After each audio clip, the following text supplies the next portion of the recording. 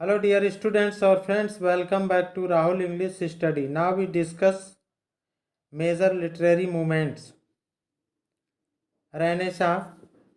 तो फ्रेंड्स आप आज मेजर लिटरेरी मूवमेंट्स आज हम लिटरेरी मूवमेंट्स के बारे में डिस्कस करेंगे, जिसमें से हम आज रेनेसां पर डिस्कस करेंगे। किस पर करेंगे? रेनेसां पर। तो फ्रेंड्स वीडियो को लाइक करें और चैनल को सब्सक्राइब करें और फ्रेंड्स अधिक से अधिक सपोर्ट करें। तो फ्रेंड्स समय को न वेस्ट करते हुए शुरू करते हैं। तो रेनेसां, जैसा कि आप जानते हैं रेनेसां लिटरेरी मीन्स रीबर्थ। ये इम्पोर्टेंट पॉइंट है friends. Renaissance literary means rebirth. Renaissance का लिटरेरी मीन्स क्या होता है? रीबर्थ होता है, यानी पुनर्जागरण का। ये पुनर्जागरण कहते हैं, रेनेसां कहते हैं फ्रेंड्स पुनर्जागरण को। लिटरेरी मीन्स शाब्दिक अर्थ। रेबर्थ रीबर्थ होता है, यानी पुनर्जन्म। It refers specially to the birth of learning, यानी यह विशेष रूप से सीखने, यानी रीबर्थ ऑफ लर्निंग, यानी पुनर्जन्म, यानी सीखने के पुनर्जन्म को क्या करता है? विशेष तौर पर, स्पेशली मीन्स विशेष तौर पर, रिफर्स करता है, संदर्भित करता है, रिफर्स करता है, संदर्भित करता है, यानी बोध कराता है।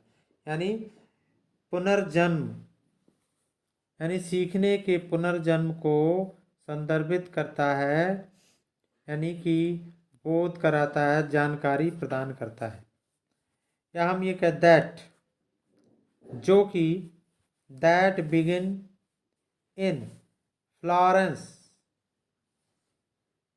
Florence Italy in the 14th century, यानी जो कि 14वीं शताब्दी, यानी इन द 14th सेंचुरी, यानी 14वीं शताब्दी में फ्लोरेंस के इटली में शुरू हुआ था। That began in Florence Italy in the 14th century.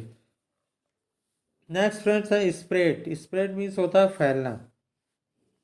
Spread to the north including England by the 16th century, यानी 16th सेंचुरी, यानी 16वीं शताब्दी तक। बाय द 16th सेंचुरी, 16वीं शताब्दी तक इंग्लैंड, यानी England including England, north to spread to the north including England, यानी 16वीं शताब्दी तक इंग्लैंड सहित उत्तर में फैल गया था। कहाँ तक फैल गया था? उत्तर में। 16th सेंचुरी तक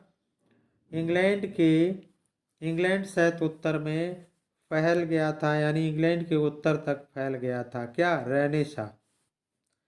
and ended in the north in the mid 17th century.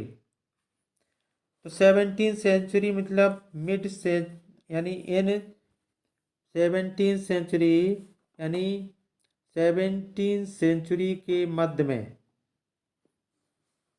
उत्तर में ही समाप्त हो गया था। And ended in the north, यानी उत्तर में ही ये समाप्त हो गया। कौन? रेनेसां। नेक्स्ट फ्रेंड्स है it was a cultural अवाकनिंग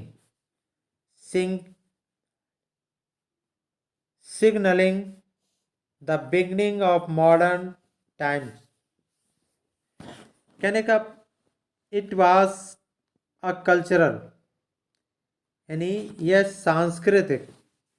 it was a cultural awakening signalling the beginning of modern times. यह एक सांस्कृतिक जागृति थी। It was a culture awakening, सांस्कृतिक जागृति थी जो आधुनिक समय, मॉडर्न मीन्स आधुनिक समय, मॉडर्न टाइम आधुनिक समय की शुरुआत, यानी बिगनिंग ऑफ मॉडर्न टाइम्स, आधुनिक समय की शुरुआत का एक, ये क्या देती, सिग्नल दे रही थी, यानी शुरुआत का संकेत देती थी।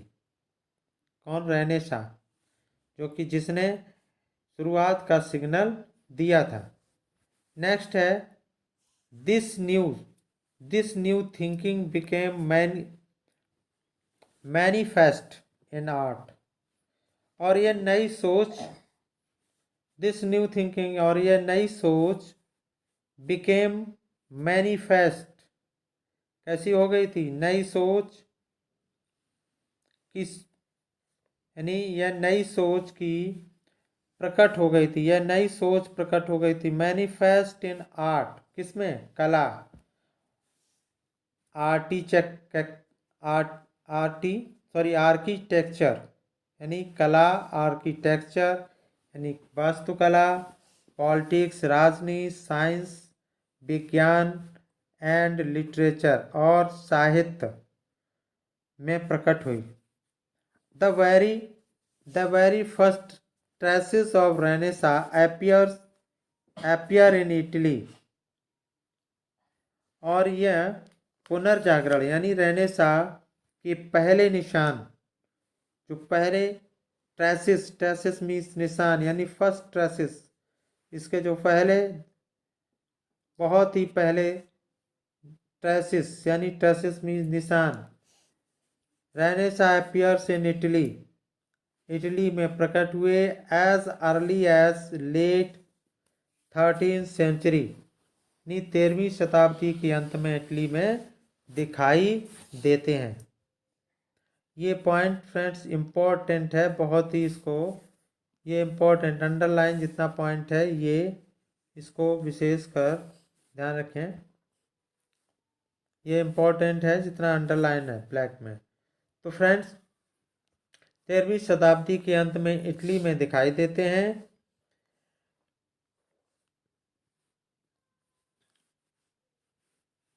In particular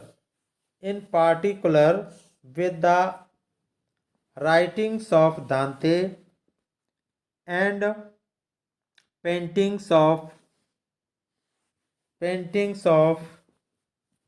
Giotto, यानी पेंटिंग्स ऑफ गियोटो। तो इट मीन्स क्या होता है फ्रेंड्स, यानी इन पार्टिकुलर विद, यानी विशेष रूप से दांते, विशेष रूप से दांते के लेखन, यानी दांते के लेखन, एंड गियोटो के, और गियोटो के पेंटिंग्स मानी चित्रों के साथ दिखाई देते थे।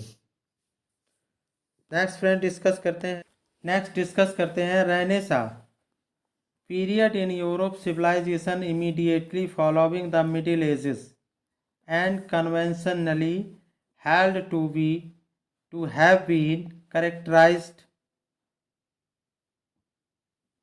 by a surge of interest in classical scholarships and values।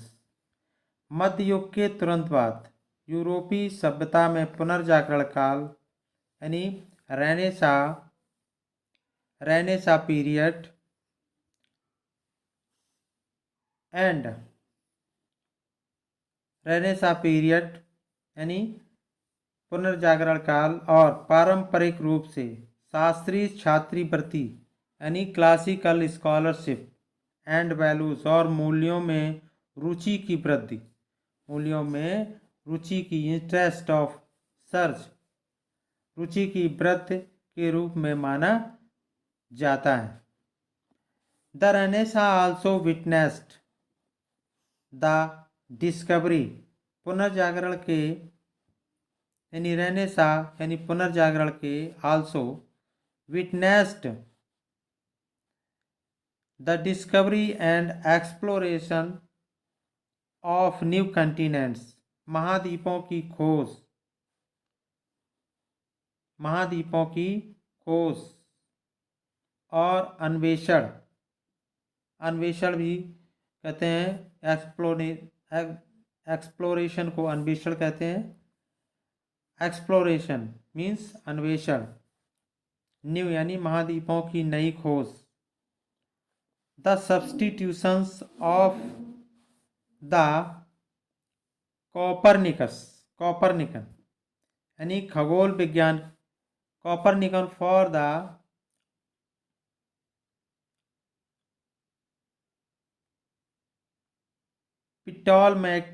पिटोलमिक system of astronomy यानी खगोल विज्ञान की टॉलमिक प्रणाली के लिए the commerce the decline of the feudal system and the growth of commerce यानी टॉलमिक प्रणाली के लिए कॉपरनिकन का प्रतिस्थापन, यानी कॉपरनिकस का प्रतिस्थापन, कॉपरनिकन का प्रतिस्थापन किसके लिए? खगोल विज्ञान की खगोल विज्ञान की यानी एस्ट्रोनॉमी कहते हैं खगोल विज्ञान की टालेमिक प्रणाली के लिए कॉपरनिकस का प्रतिस्थापन एंड द इन्वेंशन और application of such potentially powerful invention as paper printing, the mariner's compass यानी सामंती प्रणाली के गिरावट, सामंती प्रणाली की गिरावट और ग्रोथ ऑफ कॉमर्स यानी वाणिज्य की वृद्धि and the invention of application as paper यानी कागज मुद्रण की जैसे संभावित प्रिंटिंग यानी प्रिंटिंग कागज मुद्रण, प्रिंटिंग पेपर प्रिंटिंग कागज मुद्रण, द मैरिनर कंपास और संभावित शक्तिशाली नवाचारों का आविष्कार या अनुप्रयोग को भी देखा। मैरिनर कंपास नाविक का कंपास, नाविकों का कंपास यानी मैरिनर्स नाविक का कंपास एंड गन पाउडर और बारूद।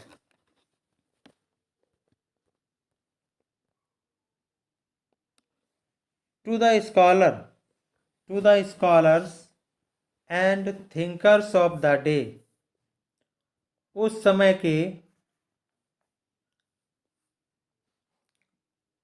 टू द स्कॉलर्स यानी विद्वानों के लिए एंड थिंकर्स और विचारकों के लिए, उस समय थिंकर्स और विचारकों के लिए हाउएवर यानी फिर भी यानी हालांकि उस समय के विद्वानों और विचारकों के लिए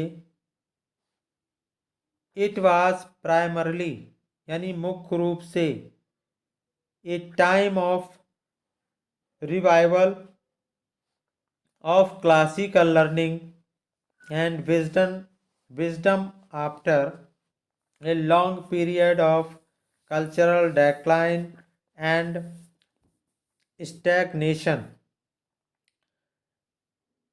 यानी उस समय के विद्वानों और विचारकों के लिए यह मुख्य रूप से यानी प्राइमरली यह मुख्य रूप से सांस्कृतिक गिरावट, classical learning revival of classical यानी सांस्कृतिक गिरावट, कल्चरल डिक्लाइन गिरावट और ठहराव की लंबी अवधि यानी ठहराव की लंबा पीरियड यानी लंबी अवधि, शास्त्रीय शिक्षा और ज्ञान के पुनरुद्धार का समय था, जो कि किसका समय था?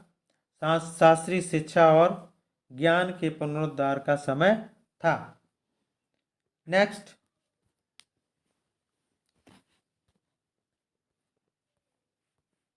इन science. Next friends, in science यानी साइंस में, फॉर एग्जाम्पल के लिए देखते हैं कॉपरनिकस 1473, यानी Copernicus 1473 to 1543 attempt to prove ने यह सिद्ध करने का प्रयास किया, यानी प्रूव, अटेम्प्ट माने प्रयास किया, टू प्रूव सिद्ध करने का प्रयास किया कि दैट, इंपॉर्टेंट पॉइंट है friends, Copernicus 1473 to 1543 attempt to prove that the sun rather than the earth was at the center of the planetary system, यानी कॉपरनिकस ने यह साबित करने का प्रयास किया कि पृथ्वी के बजाय सूर्य ग्रह प्रणाली के केंद्र में था। Thus, radically altering the comic world view, जो इस प्रकार world view that had dominated antiquity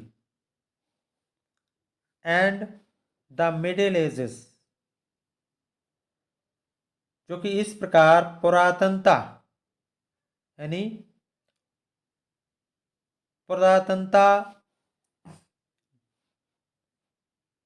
और मध्य युग पर यानी मिडिल एज पर हावी होने वाले ब्रह्मांडी विश्व यानी वर्ल्ड व्यूज, ब्रह्मांडी विश्व दृष्टिकोण को मौलिक रूप से बदल दिया। इन रिलीजन मार्टिन लूथर, धर्म में मार्टिन लूथर 1483 to 1546 चैलेंज्ड, यानी मार्टिन लूथर ने यानी 1483 से 1483 और एंड 1546 ने चुनौती दी, एंड अल्टीमेटली और अंततः cause the division of the one of the major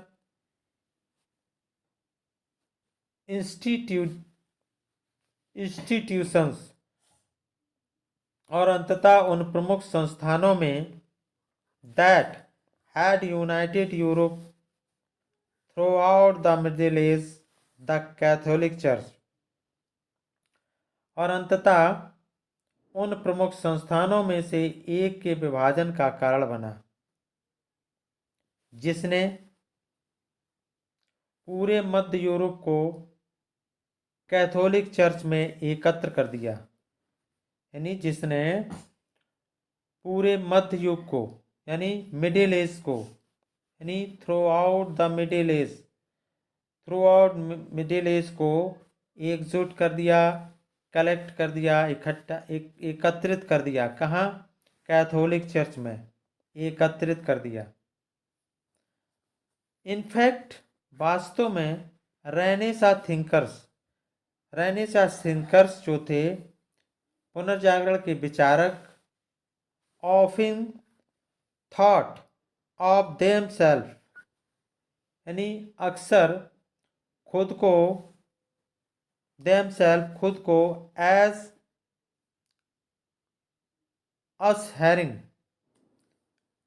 अशेरिंग in the modern age, खुद को आधुनिक युग में प्रवेश करने के रूप में, as distinct from the ancient and the medieval eras, यानी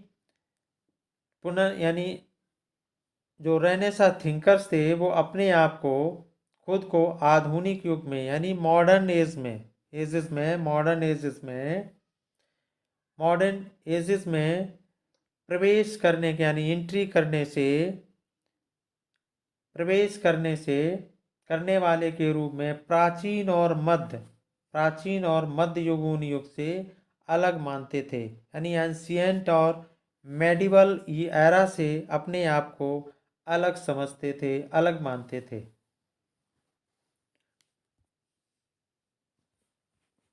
नेक्स्ट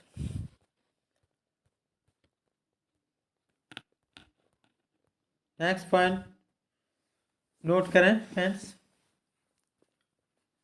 Renaissance